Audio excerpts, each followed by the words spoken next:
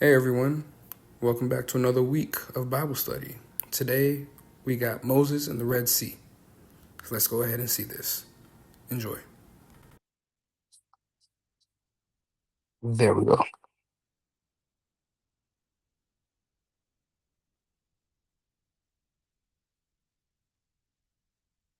All right. Can everybody see the screen? Perfect. All right. So, all right. We are getting into the thick of it now.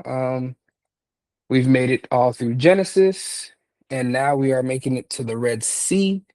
If anybody knows, this is usually the pivotal time where Exodus, which is split as well into main sections, this is the pivotal time where we jump into the next phase of this walk with God, the Israelites becoming their own people. Um, and we had movie night last week. Before then, we went over the 10 plagues and Passover. So we're gonna go ahead and recap from those. So does anybody remember anything from those past couple weeks before last week's movie night? Does anybody remember anything that we can go off of to recap and start from there?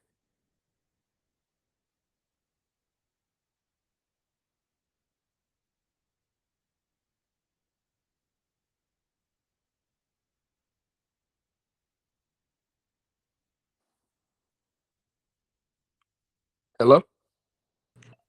When you say to get to hear what we started with in Yeah. Exodus, um, Moses being put in the basket by his mother and being sent away, and then him finding out, um,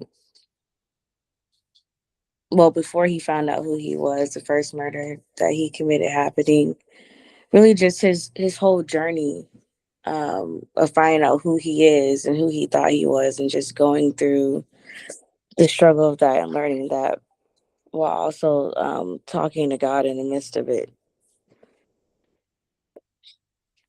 Okay, okay. Anybody else?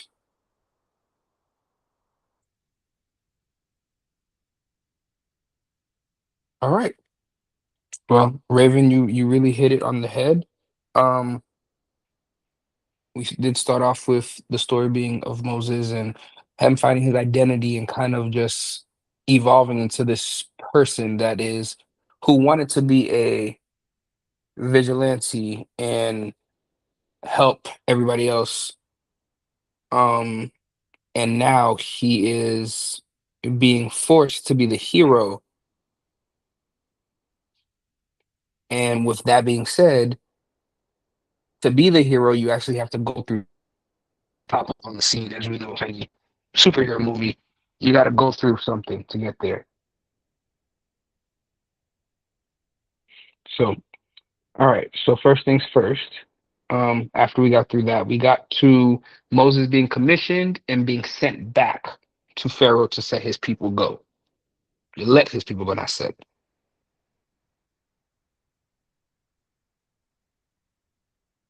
I'll give you guys a second to kind of look through that.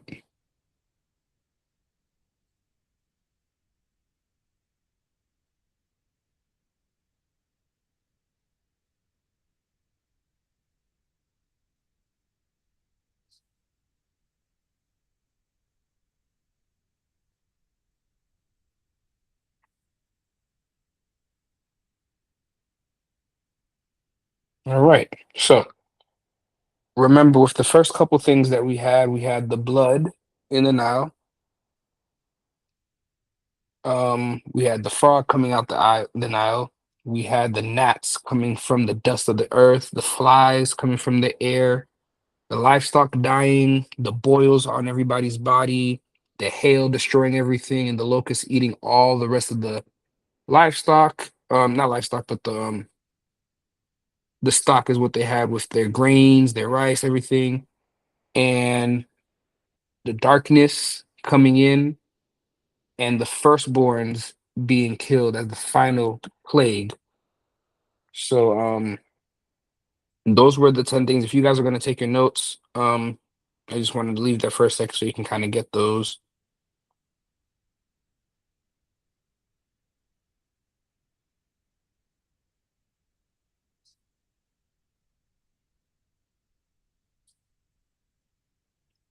All right. Lay, you're all good. Um, Anybody else need this for another second or two before I move to the next slide?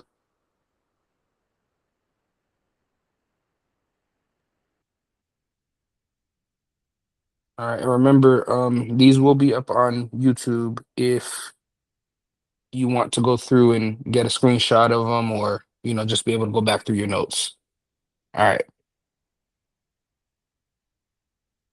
So when we get back to our story, we're coming out of Exodus 13, going into Exodus 14. So, can I get Stefan to read Exodus 13, chapter 13, verses 17 through 22?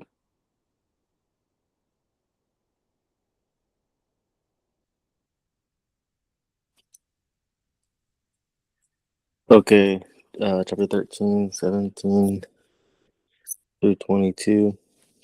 When Pharaoh let the people go, God did not lead them on the road through the Philistine country, though that was shorter. For God said if they face war, they might change their minds and return to Egypt. So God led the people around by a desert road toward the Red Sea. The Israelites went up out of Egypt armed for battle. Moses took the bones of Joseph with him, because Joseph had made the sons of Israel swear an oath. He had said, God will surely come to your aid, and then you must carry my bones up with you from this place. After leaving Succoth, they camped at Etham on the edge of the desert. By day the Lord went ahead of them in a pillar of cloud to guide them on their way, by night in a pillar of fire to give them light, so that they could travel day or night.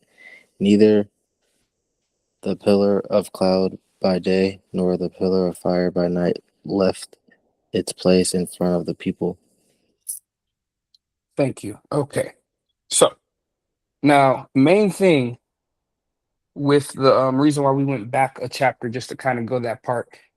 A lot of times when we're going over these stories in the Bible, we tend to miss identifying parts of why God did this in later chapters or so on and so forth. When this happened in chapter 13, it makes sense why chapter 14 is unraveling the way it is. Okay. So there was two routes out of Egypt. Okay. So you had the way of the Philistines or the wilderness route. Those are the two routes.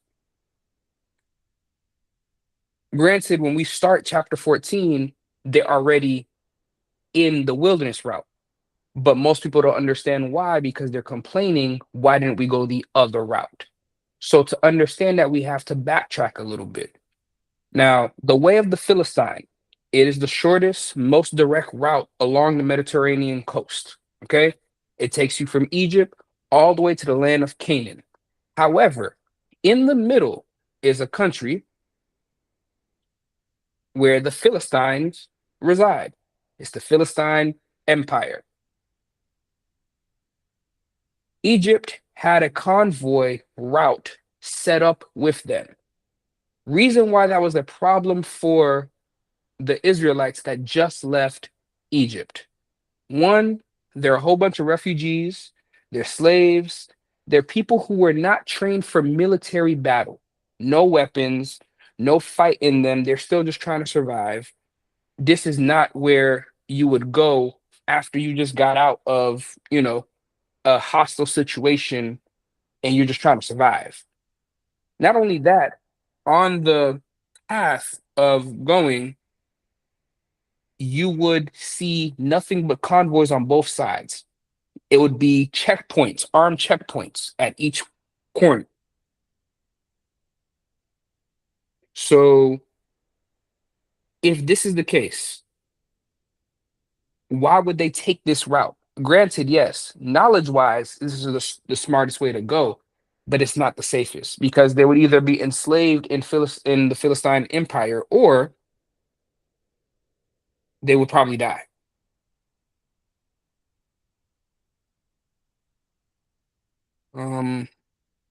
So now we look at the wilderness one. It's the longest one, and it's coming down as opposed to going straight. You're going around. Now, most people say that's going to take too long because the way through Philistine to where they were going to get out of the Philistine Empire and the Egyptian Empire would have took them a couple of days. But again, safety was not guaranteed going through that. However, if they took the longest way, it's more treacherous. However, they would be safe because nobody would be able to stop them. So we have the distance, short versus long. The threats, you can deal with the heavy military presence or go through the natural wilderness and end up at the sea.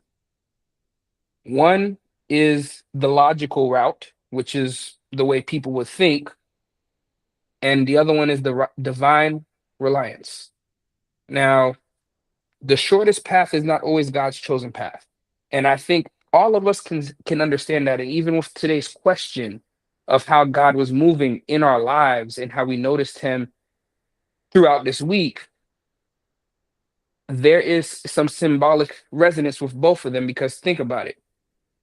Most of the times we're trying to get to point A to point B, whether it's a career, whether it's something for our kids, whether it's something for our job, our marriage, whatever it may be. We usually have a goal in mind. And to get to that goal, there's probably a couple different ways to get there. And sometimes we want to take the shortest, most efficient way to get there. Because who wants to take too much time to do something, especially if it's doing a task like changing the light bulb.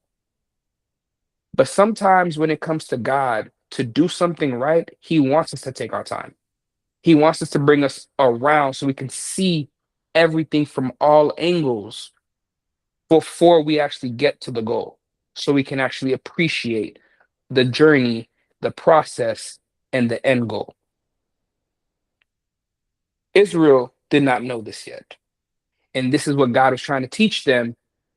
He wants a new people out of them. He doesn't want slaves from them. He doesn't want this trapped mentality. So he's going to make them trapped. And this is how we get to the wilderness route.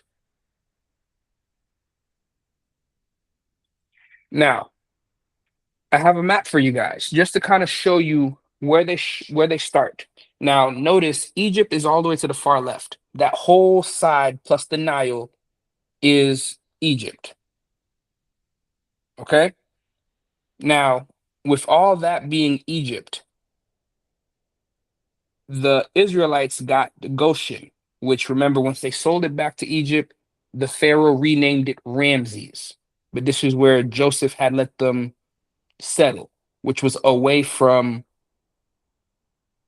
Egypt. Now, once we look from the path where God told him to go through Succoth to Etham to go camp out, they're trying to get to Canaan, okay, which is all the way on the right. The closest path would have been through the Sinai Peninsula, following the Mediterranean Sea coastline, which in the middle would have been where they would have gotten to the Philistine Empire before they got into the land of Canaan. Okay? That would have been the easiest route. But the red line is exactly where God wanted them to go.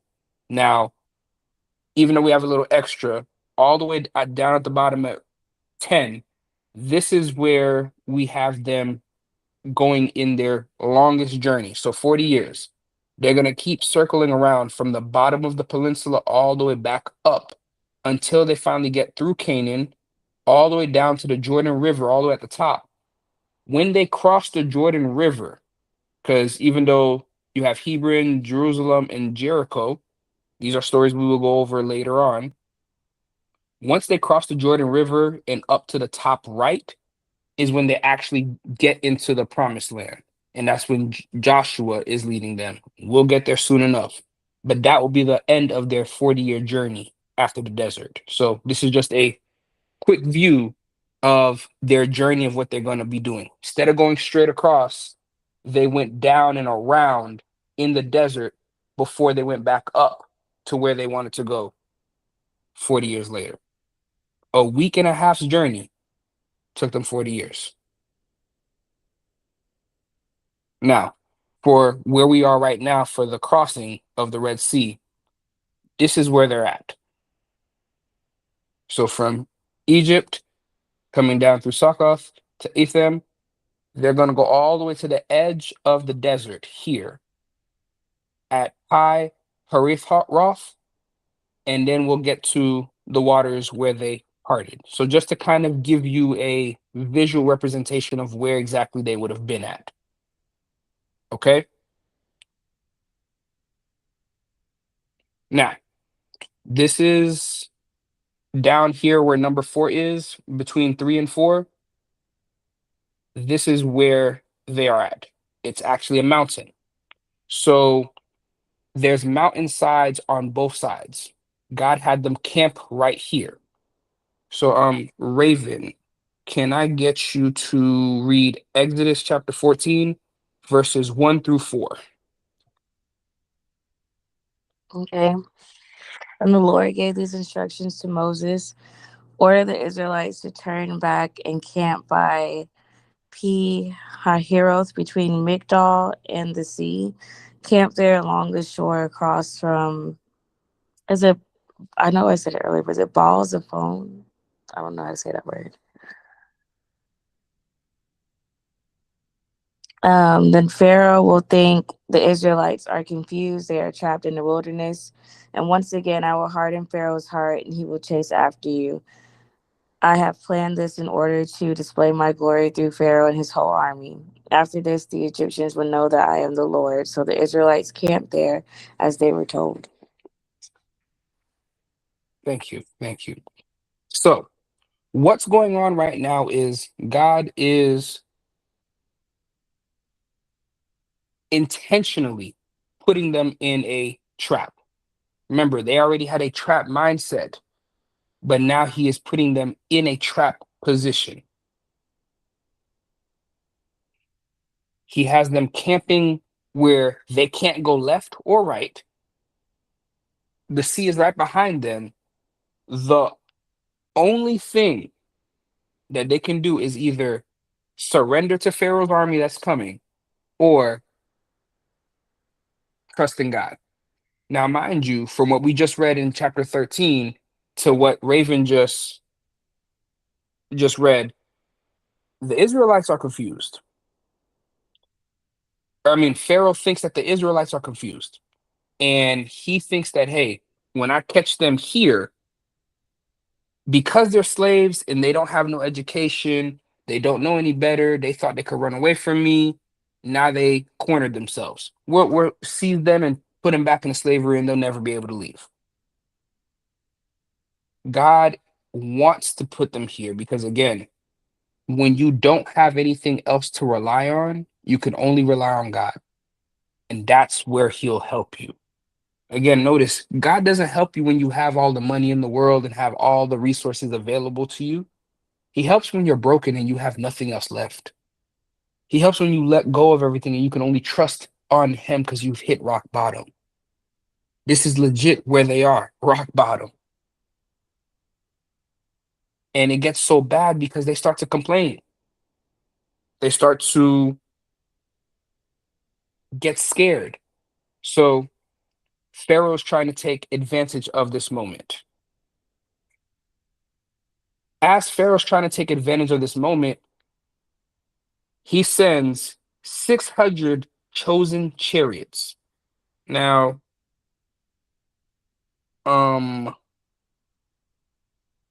Kia, can I get you to read Exodus chapter 14, verses 5 through 9? Yes, sir. Hold on. When the king of Egypt was told that the people had fled, Pharaoh and his officials changed their minds about them and said, "What have we done? He have let the Israelites go and have lost their services. So he had his chariot made ready and took his army with him. He took 600 of the. Hold on. Am I in the right? Yeah, I'm in the right spot. Hold Yeah, on. you're in the right place. My fault. He took 600 of his best chariots along with all of the other chariots of Egypt, with officers all over them. The Lord hardened the hearts of Pharaoh, king of Egypt, so that he pursued the Israelites, who were marching out boldly. The Egyptians, all Pharaoh's horses and chariots, horsemen, and troops pursued the Israelites, overtook them as they camped by the Sea of Pi. I have what? How do you say that? Pi what? Pi hath heroes. Opposite Baal Zephon. Perfect. Thank you. Now, so just wanted to focus again on the 600 chariots. A lot of people, and I've heard it said incorrectly plenty of times in churches before. It said 600 chosen chariots, but what people don't really read into in the context of what's being said here, he chose 600 of his best, which is what they call chosen chariots, but also including his whole army. Okay. Now, why is that important? Pharaoh just took one of the biggest hits ever when the 10th plague hit. When the 10th plague hit, it hit all the first sons of Egypt. Now, again, because of the movie and because of Hollywood, we always just think it's just the baby boys, the firstborn baby boys. No, when they say firstborn sons, they're talking about everybody in that kingdom that is a firstborn son. So you have a lot of people who were in the army, people who were in political powers, people who were teachers. Anybody that was a firstborn son that night died, old and young. This is why there was a big cry. Pharaoh's son died. That left a whole division of his army that he would have sent to go get them in the desert gone. So the only way Pharaoh could make up for what was lost is send 600 of his best men, which is his archers, his swordsmen, his boxers, his rock slingers, his slingshotters, and himself. And then you also had your mobile riders who would do your archer shooting from the chariots and the ones who would just be sword fighting from the chariots. 600 of those were considered his officers and his lieutenants. All those different ranks, all of them went. The breed of horses that went out were superior. Everything that he went out, he put his best out there because he had nothing left.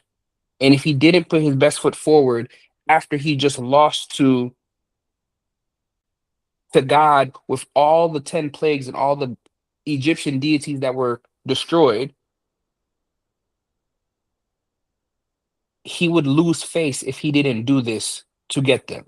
So now, when he gets to this point of Baal Zephon, this is again another spiritual warfare zone. Pharaoh thinks he's going to have them in the palm of his hand because Baal Zephon is a place where the Egyptians and the Canaanites all agreed on, I guess you could say, a neutral zone. Okay, that is a spiritual neutral zone for them. Baal Zephon was the I'm gonna say the territorial storm and sea deity, and we'll talk about that deity in a second. But with Pharaoh mobilizing all these people to go after the Israelites, it really puts into perspective why he had to do that and why himself he had to go out there as well. If he didn't do this, the rest of the Egyptians would have lost all hope in Pharaoh. So this is really his last attempt to try to show that the deities that are outside of God do have some type of power.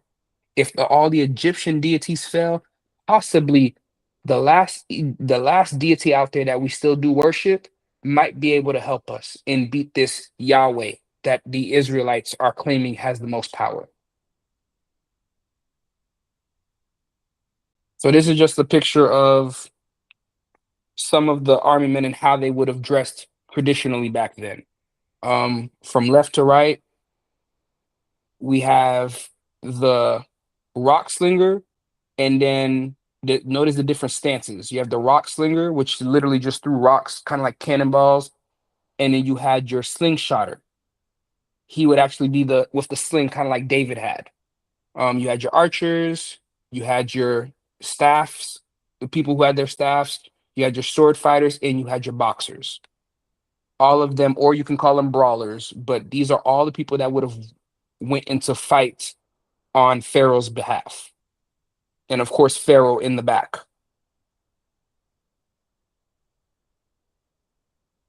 Now, let's talk about Baal Zephon.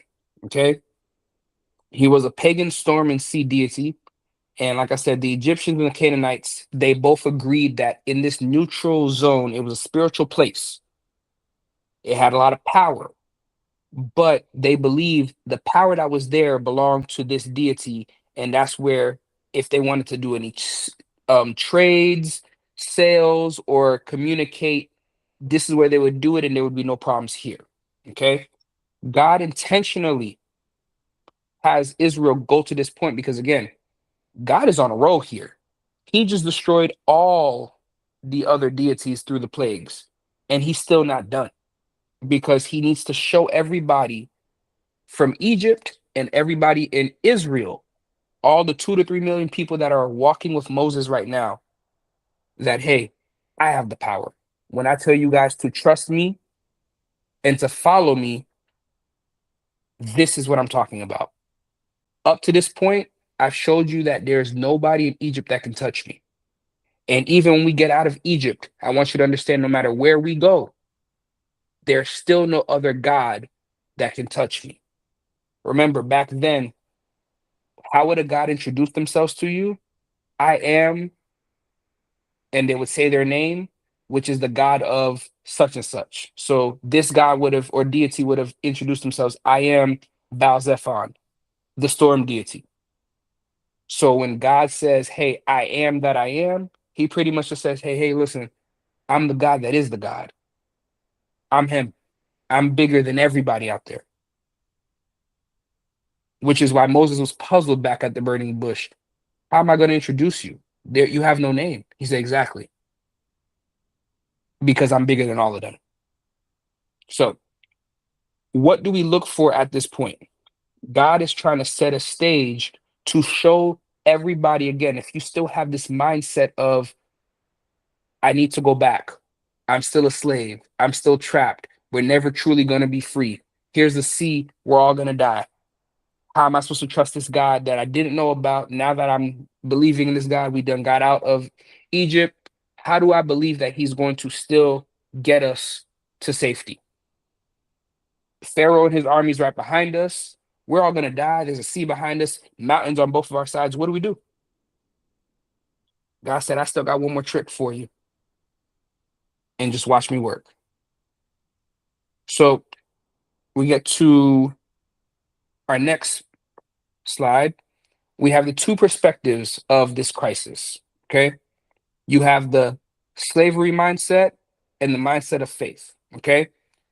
In Exodus 14, verses 10 through 12, we get them questioning out of fear, questioning and really complaining to Moses, hey, why did you bring us out of Egypt? We could have stayed there. We would have been straight.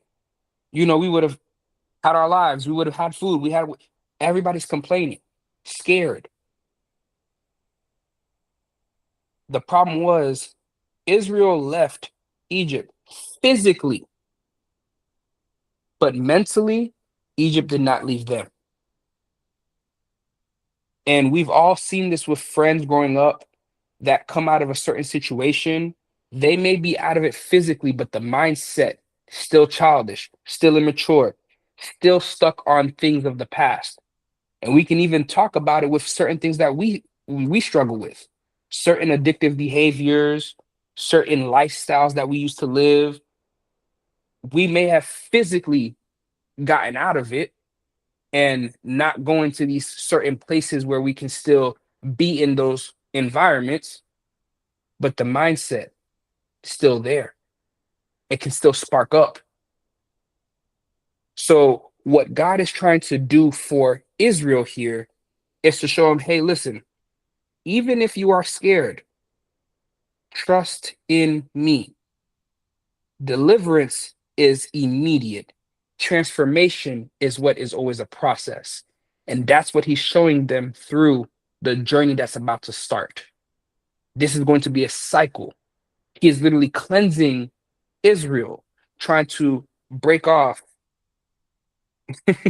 He's trying to break off all the callous parts of them, everything that they've learned. Again, they were there in Egypt for 400 years. They forgot who God was. They were worshiping the Egyptian deities. God has to now literally circumvent all that out of them. He has to cut off all those hard, callous parts off their hearts and make them anew, renew their minds, so that way they are only for Him. And it's going to be a process. Sometimes during this process, a lot of friends, a lot of people, a lot of things fall off and die off. During this journey, how many generations died off? Almost 3. The generation that walked into the promised land didn't even know what slavery even looked like. They never even tasted it. All they knew was the wilderness going into the promised land. So this is the two mindsets of the mindset of slavery versus the mindset of faith. So again, just 2 verses later, it says, do not be afraid. Just stand still and watch the Lord rescue you today. The Lord himself will fight for you. What is the reaction here? That's opposite from 2 verses before. Stillness, calm, and reliance on divine warfare. Hold on, we got a question. Brianna, if you want to talk, you Hey, can Hen. talk. Yeah, What's no, going on? I'm good. How are you? I was just saying, so because you said it was 3 generations past and they Hmm. never experienced slavery. So I said essentially that was almost like a generational curse of defeat that kind of followed them as they were walking through to go to the Red Sea. Would you agree or? So, well, remember, the 3 generations doesn't happen until after they pass the Red Sea. Oh, okay, Yeah, after I was they just talking passed. about, so I was just kind of showing this is how God is showing them the cycle that's about to start. He Mm, has to renew them, has to keep fortifying them and kind of keep breaking them down to rebuild them up. mm-hmm, mm-hmm, And you'll see all of this is starting the process when he says, I want to make you guys my people. mm-hmm. You will leave Egypt behind and you guys will become Israel. This Yes. is when he established them as Israel. So to Okay. do that, they had to leave all their old ways behind them, Behind. all their old habits, even the Mm-hmm. stuff that they ate, which is the Right. reason why he didn't give them access to the foods that they would have ate back in Egypt, Mm-hmm. just to show them, hey, this is all new. The stuff you're going to eat, you're going to forget how you used to do it. This is Yeah. what we're going to do from now on. Yeah. I think I was more so that makes sense. So thank you for that. I think what I'm saying is like that generational mindset of like, oh well, this is just how my mom is and this is how my grandma did it. And like how people just have that mindset.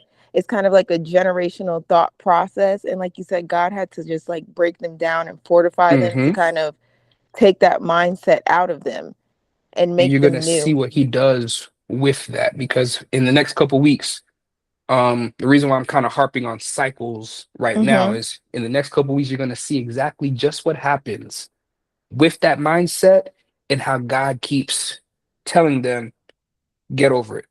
Yeah, basically. So, yeah, Okay. Thank um, you. no problem, no problem. And just another tidbit off of what Brianna was saying. The next verse, verse 15, the Lord kind of gets frustrated with Moses because he literally says, The Lord says to Moses, "Why do you cry to me? Tell the people of Israel to go forward." This is verse 15. Literally, just talking about these two perspectives. Verse 15, God tells Moses, "I don't even know why you're talking to me. I already told you what to do. Why are you crying out to me? Just because they're complaining to you don't mean complain to me. You already have your mission. You know what you're supposed to do. Go do it." And right here, we start to see how God's stance is about the whole complaining and the whole fear. If you guys didn't want to leave in the first place, you had every right to stay behind. But if you're here, you're going to follow the precepts that I have for you, or else you'll die.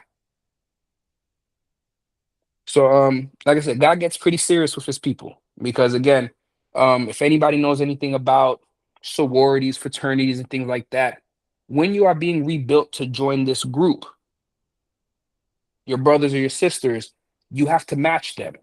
You guys all have to look the same, right? There's a process that you got to go through. You got to learn certain things. And this is exactly what God is doing to them right here. So there is no complaining no more. You're already here. It's too late. Either you do it or you gone. So as we go into the next couple verses, the dual nature of the pillar. Can I get somebody to read verses 16 to 20?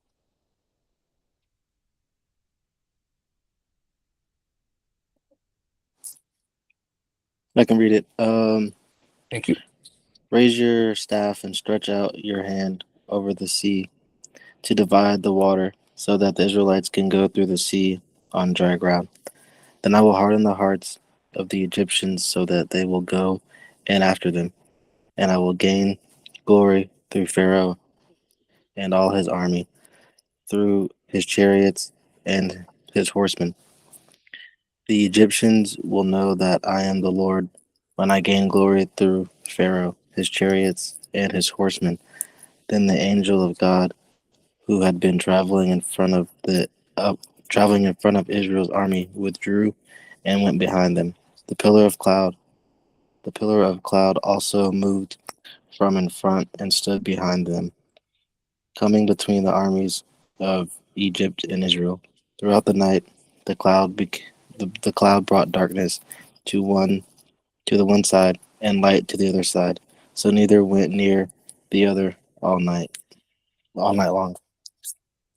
Thank you. Now, why is this important? Because a lot of people don't realize if God is leading you, it doesn't matter who's coming after you, who has anything to say about you. If God put you there, he'll always be able to lead you. It'll always guide you. Anybody else who's trying to copy, follow, or be in your space and actually cause a distraction are going to be blinded. While the light serves one purpose for you, it serves a distracting service for somebody else. And this is when people don't realize if you're truly in your calling, in your lane, can't nobody follow where God has only intended for you. When God has already parted the waters for you and he wants you to walk on dry land, can't nobody follow you there. So when we start seeing people saying, well, I'm doing what so-and-so is doing, you see people copying, stop and ask yourself, did God really want me to do this? A lot of us end up in these holes because we thought this is where our calling was, or we thought this is where God wanted us to be. And we see a whole bunch of people sitting in the same place with us, thinking the same thing. If we're all seeing the same thing, sometimes, this is not where I'm supposed to be. Where God has for me to be, nobody else going to be able to understand where God is leading me because it's for me. That same light is going to blind you, but it's going to lead me. So right here, not only is he still showing the cycles again, he's going back to show Pharaoh, even though I'm hardening your heart again, he's still reminding Pharaoh about the plagues he just gave him. Remember, Pharaoh is supposed to be the avatar or the incarnation of Ra, the sun god. Right here, God shows him, hey, look, you can still try to advance, but that same darkness that I put on you in plague 9, you're dealing with it again. that same light, I'm giving them light, and I'm giving you darkness. Where they're going, you can't go. And I'm showing you this. The whole entire night, Pharaoh's army tried to cross that barrier and couldn't go nowhere. And if you read it in Hebrew, you start to understand this is the same debilitating darkness. Again, the same debilitating darkness that was in the plague, in plague number 9. Remember, that plague was so dark and dense that nobody could move. Everybody was stuck. The only person that was able to move enough to call Moses and Aaron to come back to the palace was Pharaoh. Everybody else was stuck, couldn't see anything, couldn't cry out for help, couldn't do nothing. And because of that, that was God showing his hand against the sun god of Ra, that I bring light. Where I said, let there be light, then there was. Ra didn't understand that. And right here again, Pharaoh and his army, because Pharaoh's with them, he can't pass. So this is what gives the nation of Israel some peace into the night. Because again, they're scared.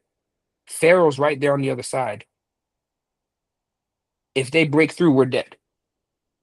And yet they stay safe the whole entire night. The whole entire night. So once we get past that, let's see, Raven, can I get you to read Exodus 14 verses 21 to 22?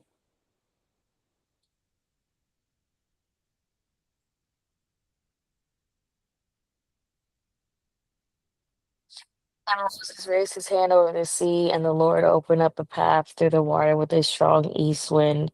The wind blew all that night, turning the seabed into dry land. So the people of Israel walked through the middle of the sea on dry ground, with walls of water on each side. Perfect. And I think that's pretty straightforward. So, and most people know this part of the story. This is when morning breaks. God tells Moses, go ahead and lift your hands up over the sea. And we see the most miraculous thing happen for the nation of Israel. Dry land, because all the waters are spread up. Now, I want you to understand this part of land that they're going to cross over is about 3 to 4, depending on where you get your facts from. It's anywhere, it's no shorter than 2 to 3 miles and no longer than 6 miles. Okay? So that's a couple miles long. And you got about 2 to 3 million people that have to travel this of all ages.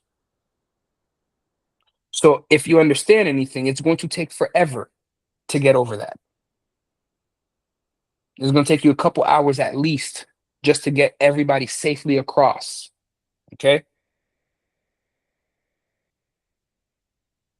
Now, what's important to understand once we get past this sea, they made it on dry land. Everybody that came in that caravan, to 2 to 3 million people, plus Moses, was able to make it safely across. Okay? And then after that, we get this. We get an ode back to Genesis. When God separated the chaotic waters, that's when he created the physical world. Now, God is using the same word or verb in Hebrew to demonstrate splitting the Red Sea. When we have these words that are referred back to creation, it literally is showing God's signature on a story. When God separated the chaotic waters to create the physical world in Genesis 1, Exodus 14, when he does that and we get dry ground, literally the same thing that happened when he separated the waters, ground came out. We have a new creation here. And what's being created? The nation of Israel, his people. He is creating a new people for himself. Once you pass over this land, the people that come out on the other side of this sea are no longer slaves. Once you pass through this water, and we also get a symbolism of baptism here as well. Once you pass through these waters, you have new life. You are a new creation. And this is why I said, even when we first started Bible study, you're going to see these core elements keep cycling through almost every main story, every main big boss battle, in a sense, with the nation of Israel. God is still showing his signature. And he uses the same verbs, the same nouns to show, hey, this is what I'm talking about. I've done it before and I'm doing it again. Okay? So this is why the text repeatedly emphasizes the waters were a wall upon them or onto them. God had everything under control here. And we have Israel as a nation now. There are no longer the Hebrews, the slaves, or the descendants of Jacob, or the descendants of Israel. They are the Israelites who will now inherit the land of Canaan. And it's them as a slave or the refugees from Egypt anymore after this.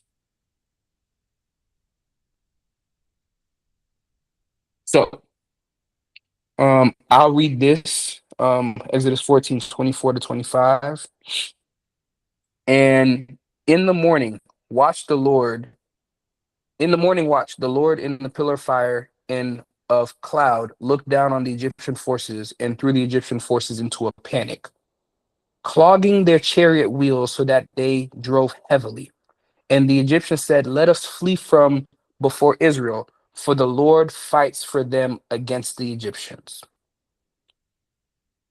What is really important about these two verses is, one, the Egyptian had probably the best technology for that time, for that era. Not only were they using regular chariot wheels, their chariot wheels were lined with gold. Okay. So gold, as we know, does not rust if it's real gold. Putting that with your chariots and bounding them to be stronger than anything else that's out there, meaning they should be able to traverse no matter where they go. It's not going to break down on them. It's all reinforced. But when God looked down on them, it's the presence of God that they felt. The ones that were already surviving to make it back to Egypt ran the opposite way. But remember, these are a couple miles. You can't just, oh, I'm turning back and I'm running back to shore. If you've already made it 30, 40 minutes into this journey, you can't just simply turn around and run away. So when he says that he made their chariot wheels heavy, it's pretty much just implying the ground started to get muddy again. The Israelites walked on dry land. They started to walk on muddy ground, which means the water was starting to come back. That's why they were starting to say, hey, look, we need to flee because the Lord fights against the Egyptians. Remember, a couple verses before, God said he wants to show his glory to the Egyptians and to Pharaoh. Why? So that way the Israelites know without even having to lift up their hands, they just won their first battle. Remember, he didn't want them to go through the Philistine Empire because they would have surely died. But instead, now he took them to his territory and let them fight on his terms, where the Israelites didn't even have to lift up their hand. Just trust in the Lord and he fights the battle for you. So this is where we see Egypt start to crumble. The next two verses, then the Lord said to Moses, stretch out your hand over the sea, that the water may come back upon the Egyptians, upon their chariots and upon their horsemen. So Moses stretched out his hands over the sea, and the sea returned to its normal course when the morning appeared. And as the Egyptians fled into it, the Lord threw the Egyptians into the midst of the sea. The waters returned and covered the chariots and the horsemen, and all of the host of Pharaoh that had followed him to the sea, not one of them remained. All right. Excuse me. Now, what's important for this is, depending on which translation or even some extra books that you might read outside, we have the watchmen that would have also followed with this convoy, that would have stayed on the shorelines just in case people ran back, they could capture them. Those would have been the people that would have went back to Egypt to tell them, hey, Pharaoh has fallen in battle. Okay? Remember, from this point forward, we have a transfer of power in Egypt. The next Pharaoh is Pharaoh's second son. This is how we can also fact date that there was somebody's son died, because again, the firstborn son would have became the next Pharaoh after this Pharaoh. And we see within history that for some reason, the first son dies. They don't put no reason for it, but he just dies. And then the second son becomes the king and ultimately loses power, and a new family comes in and takes over. This is where we see the decline of Egypt all the way. This is where we get the rise of Ethiopia. We get the rise of the Philistine Empire and the Syrian Empire all around them. Babylon is rising up on the backside. Even the Greek Roman empires up to the north, they all start to come up because Egypt, which was the big mega power of the world, now has just suffered all their firstborn men dead. Their finest officers, lieutenants, you name it, all dead. Pharaoh, dead. God has not only destroyed all their goddesses, their gods, their deities, everybody, all their palaces, all their people have stopped worshiping them, have started throwing away all their deities. God has destroyed systematically, economically, mentally, emotionally, spiritually, has destroyed Egypt. And now they have nobody to stand in power for them. So now when we get the watery funeral for the 400 years of slavery that Israel just took from the hands of Egypt, remember when I told you 3 weeks ago, sometimes it seems like God is petty. But remember, whatever you do unto God, he'll give back unto you. The pharaohs before had said to drop all the firstborn sons in the water, right? Now God has took all your men and thrown them in the water. He came back for blood, and that was it. Very simple, very precise. You did it to me. I'm going to show you exactly how it's supposed to be done. Moving on. A lot of people like to say, even up to this day, yes, before grace, God wasn't paying. And we will go over that actually in 2 weeks about that grace part. So I'm glad you even said that. There is a couple pictures, because recently, there has been a big rising that's been saying that the Egyptians never enslaved the Israelites and the Israelites never had to run away from Egypt. But we actually have proof. There are 2 pillars on both sides of the Red Sea that King Solomon had erected and signed, where he said, this is where they had walked. Mind you, they didn't have the technology we have today to know where that was, but Solomon was able to find it and put pillars to mark where they had walked from side to side. It's still up there till this day. Now, this is what is still in the water. There was a guy, archaeologist named Ron, who went to go. He lied about his expedition, and if you guys want to know, I'll give you guys the name after. You can text me. But it's very interesting. He went and lied to the government pretty much about what he was going to be doing here, and he found under the water gold-plated chariot wheels stuck to the ground. All the way to the right over here in the light blue is a chariot wheel that's upside down, sticking out the ground, that has a coral reef pretty much growing off of it. Now, remember what I said about gold. Gold doesn't rust, especially under pure salt water like this. All these coral reefs are nothing but gold-plated chariot wheels. And you can see how big it is to in the left corner. If you can see, there is a man standing or floating next to one of the chariot wheels. That's how big these golden wheels were. And right at the bottom, you see skeletons. They were able to find underneath these chariots skeletons of horses, of a breed of a stallion that doesn't exist no more, that was very strong, had a lot of muscles on them. And they're native to Egypt.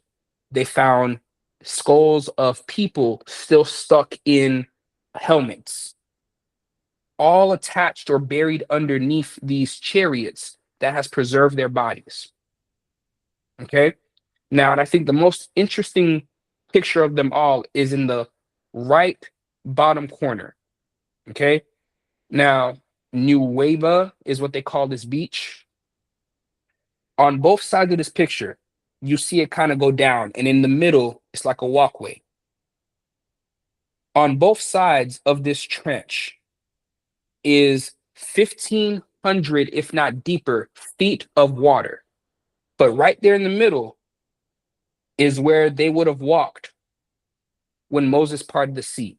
Right here, it dips, and it's only 900, at its lowest point, 900 feet, and it comes back up to about 100, 200 feet.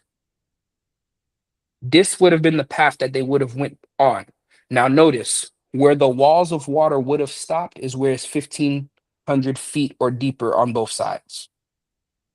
Just to give you some imagery of where God already placed them between two mountains, there was no technology for them to know that if they walked through this, this is where they would have been. That God had already set up provision for them to walk over a natural land bridge that was already in the water. If Moses followed his own intuition and did whatever he wanted to do, they would never have made it here. If they went to the left just too far, they would have all drowned because there would have been nothing to catch them. Just to show you just how amazing God is. And they still try to tell us this does not exist. And like I said, you can look this up, proof of the Red Sea crossing. There's plenty of documentaries on it. Like I said, text me if you want the name of the guy who actually did the expedition. And yeah, it's some pretty crazy stuff. On the other side, you'll find an altar where it can fit about 2 to 3 million people, where they would have sit and praised. And you see drawings where they would have inscribbled some drawings on the walls of the what you call the wall of the mountains.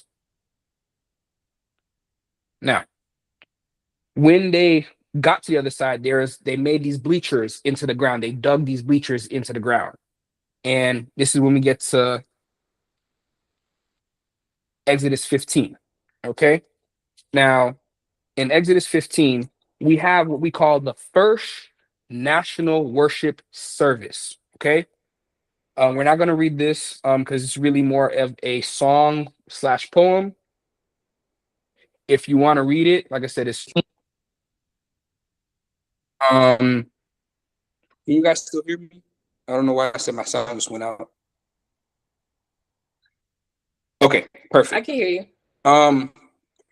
Right here is where we get, like I said, they start singing, they start naming God by name, and they start giving him the praise he deserves. Okay?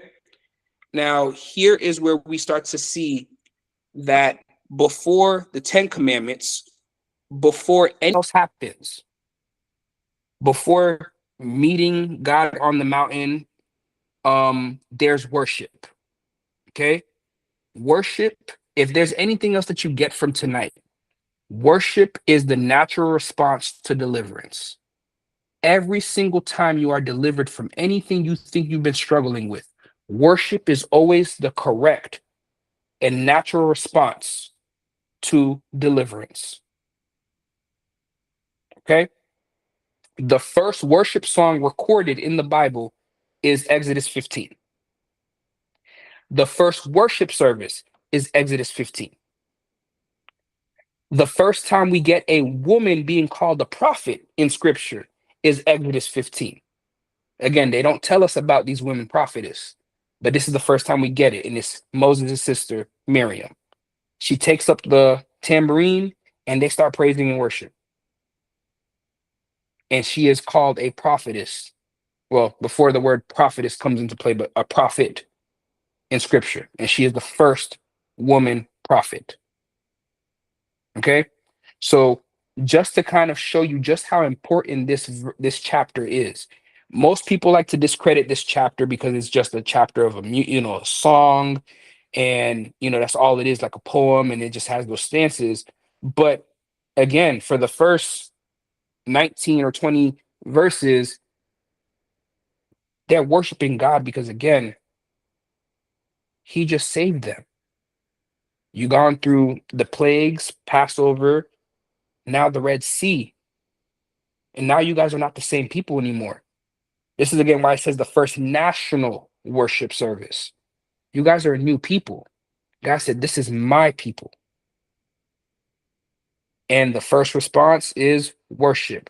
Now, notice from this point forward, every time God delivers them from something, they worship. They understand what they need to do. Again, this is the cycle of where he's starting to prune their hearts, trying to get the image carved into them. You guys are Israelites, not refugees, not slaves, not this, not that, but Israelites.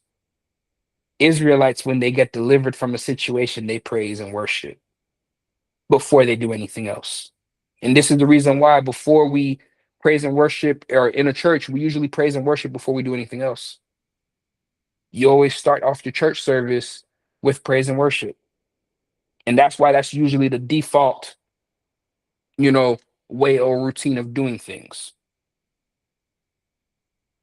So if there's any questions before I move on about this worship service.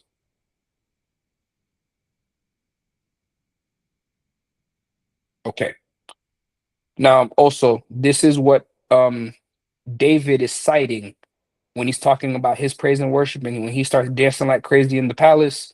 This is exactly what he cited, Moses' song, referencing from the start of our nation. Every time God has delivered us, we stop and we dance and we praise.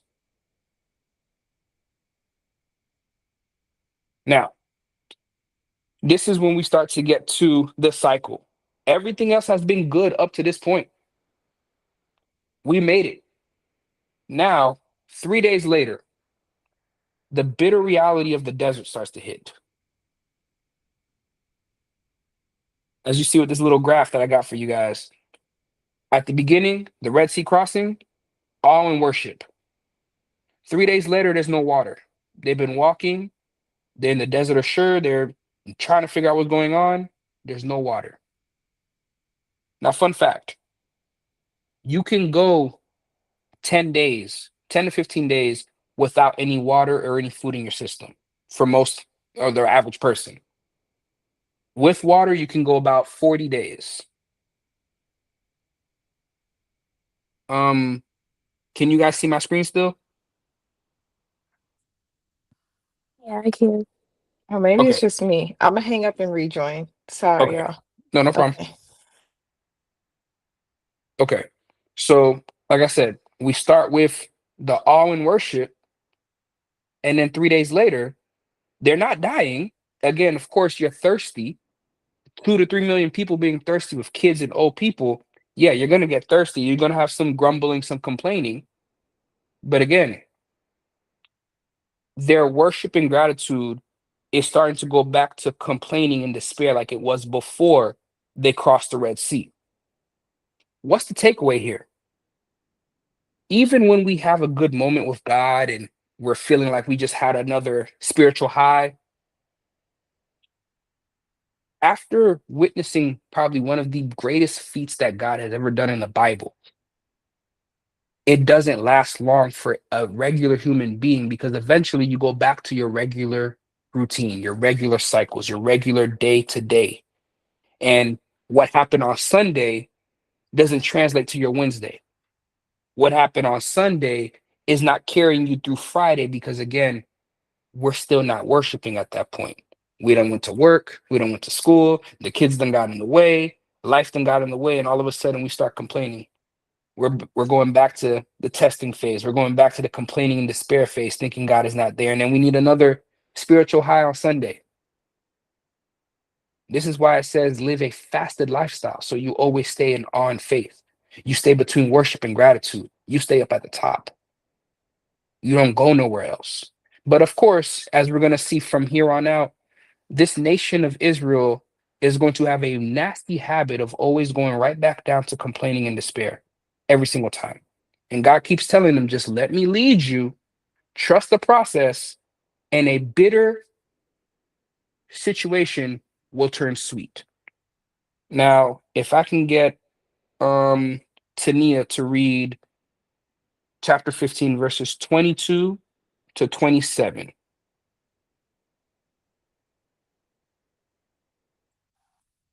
Give me just a moment while I pull it up.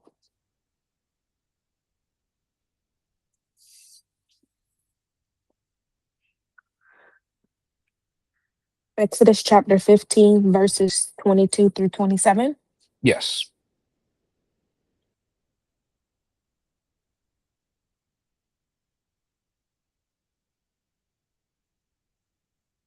Okay. And it reads as such. I'm reading the NLT version. Okay. It says, Then Moses led the people of Israel away from the Red Sea, and they moved out into the desert of Shur. They traveled in this desert for 3 days without finding any water. When they came to the oasis of Marah, the water was too bitter to drink, so they called the place Marah, which means bitter. Then the people complained and turned against Moses. What are we going to drink? They demanded. So Moses cried out to the Lord for help, and the Lord showed him a piece of wood. Moses threw it into the water, and this made the water good to drink. It was there at Marah that the Lord set before them the following decree as a standard to test their faithfulness to him, sorry. He said, If you will listen carefully to the voice of the Lord your God and do what is right in his sight, obeying his commands and keeping all his decrees, then I will not make you suffer any of the diseases I sent on the Egyptians, for I am the Lord who heals you. And 27 reads, After leaving Marah, the Israelites traveled on to the oasis of Eliam, where they found 12 springs and 70 palm trees. They camped there beside the water. Thank you. You're welcome. Now, we get to after a very bitter situation, as God was telling them, if you guys just trust me, I have you. I got you. I'll take care of you. And while they were there, because most people don't know about this part after they leave the crossing of the Red Sea. Most pastors don't preach on this part. But after we get to them grumbling and starting this cycle of always complaining, Moses, talk to God, figure it out for us. And Moses goes to God and God gets frustrated. Moses, stop asking me. I already told you guys what exactly is going to happen. He says, this is going to be what I'm going to do to test you guys. This is why during the desert tribulations and during the whole 40 years in the desert, every time they start to grumble, God kills off another group of them. Every time they complain, somebody goes missing, somebody gets sick, something happens to somebody else. Because at this point, this is God telling them straight up, for the rest of this journey, nobody complain to me no more. Nobody beg me for anything no more. If it's to come to you, I will give it to you. I see you guys. I know what's going on. I know the situation, and I will provide when it is time. Just be patient and wait on the Lord. And that's why he told them, I'm testing you.